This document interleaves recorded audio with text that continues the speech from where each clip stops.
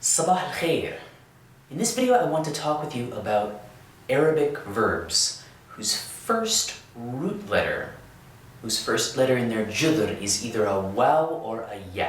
In Arabic we would call a verb like this al-fa'l al-mithal. Sometimes in English we refer to them as assimilated verbs for reasons that you're going to see very soon.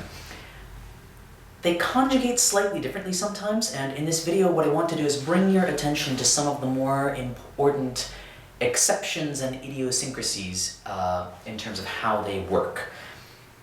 Of those two letters, waw tends to be the more common of the two. We have a lot more verbs in Arabic whose judhur start with waw than start with ya, and that's where the majority of this video's focus will be, but we will talk a little bit about verbs whose judhur begin with ya at the end as well. So for most verb patterns, and I'm assuming that you're familiar with Arabic verb patterns here, these awzan, for most awzan, a verb isn't going to act any differently than a regular verb. They're going to conjugate exactly the same. We're not going to worry about any shifting or changing or disappearing letters. A quick couple of examples. Two related verbs, both of which mean more or less to communicate. Wasala and tawasala. The judr is waw, sad, lam in both of these cases, and we've put them into the verb patterns and they work just like regular verbs. If we want to add a prefix for, say, huwa, yuwasil, or yatawasil, they're going to work exactly the same. Or if we wanted to add a conjugation suffix at the end, no difference, none whatsoever. There are three main verb patterns where we're going to have to watch for something a little different. The first of them is form 1. Form 1, verbs like this, with waw as the first root letter, are going to work normally in the past tense, but in the present tense we're going to drop that waw and replace it with the suffix or the prefix-suffix combo. So, wajada, for example, is a verb meaning to find in Arabic, but if we wanted to say in the present tense, he finds, we would need to remove that waw and just replace it with the huwa conjugation. So we would wind up with yajid. Kasra just happens to be the vowel there. Or another verb, waqa'a, which can mean stand in a spot or fall, depending on the context. If we wanted to say, she stands, she is standing, we would say taqa. So in both cases, we've removed the waw entirely from the conjugation. That is not the case with passive verbs. So if we wanted to make wajada passive, that's actually a very common way of saying there is or there are. It's equivalent to huneka, which is a word you might know. But we could also say, I'll put it here, yujad. So we retain that passive vowel combination, the dhamma and the fatha, and we keep the waw in a case like that. Or there's a good example from the Quran actually. In Surah Al-Ikhlas, there is part of an ayah that reads in part, Lam yalid wa lam yulad. Walada is a verb meaning to give birth, and the subject of these verbs is God, Allah. So lam yalid, he does not give birth.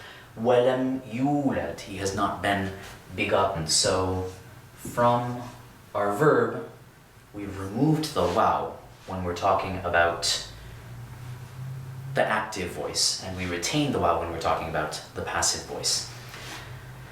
In form 4, things are pretty close to normal, with one important exception, and that's creating the masdar. We're going to retain the waw in our form pattern, as in the case of awdaha, which means to clarify, or awfada, which means to delegate or to send.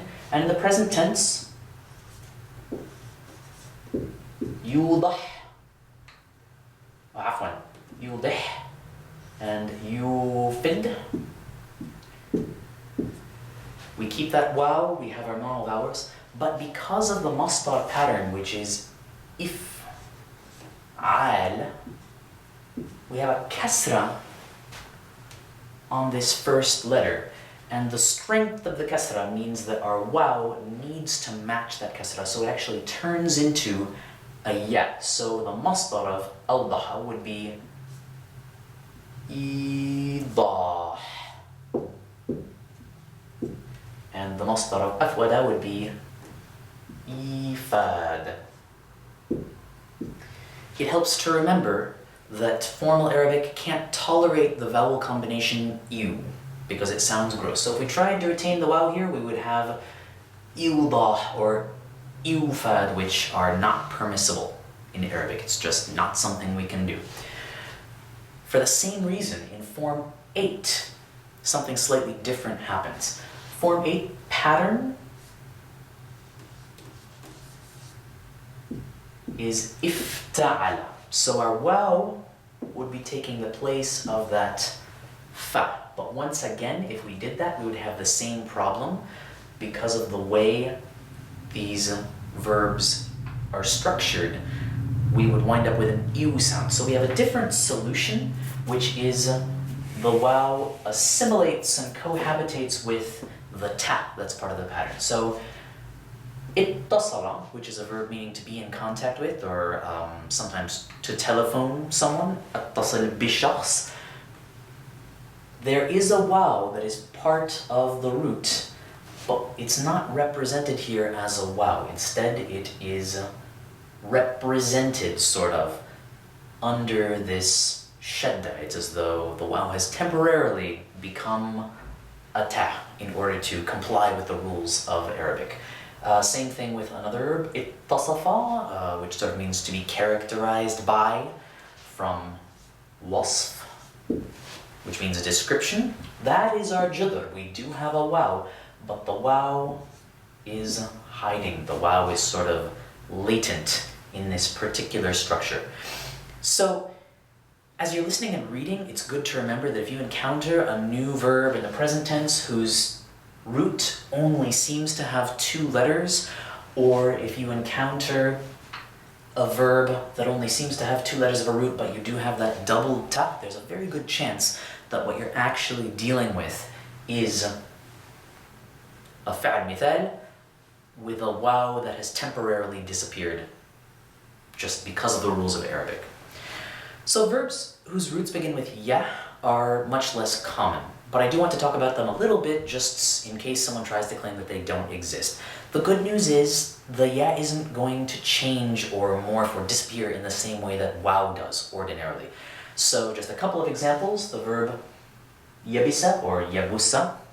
I've heard both variations, which means to go dry or be dry. We might refer to bread that way, stale bread, khubz yabis, is a verb where in the present tense, we're actually going to have 2 yas side by side. Yaibas. Yay, it sounds kind of happy. And ya'isa, which means to give up or maybe to despair sometimes, same thing. If we're saying he is giving up, we would say ya'as. The seat of the hamza shifts there. That's another discussion for another time. That's an irregularity of that verb for different reasons. But we're retaining that ya in the root. It stays there. We don't have any problems. And that is al-fa'al al-mithal in Arabic.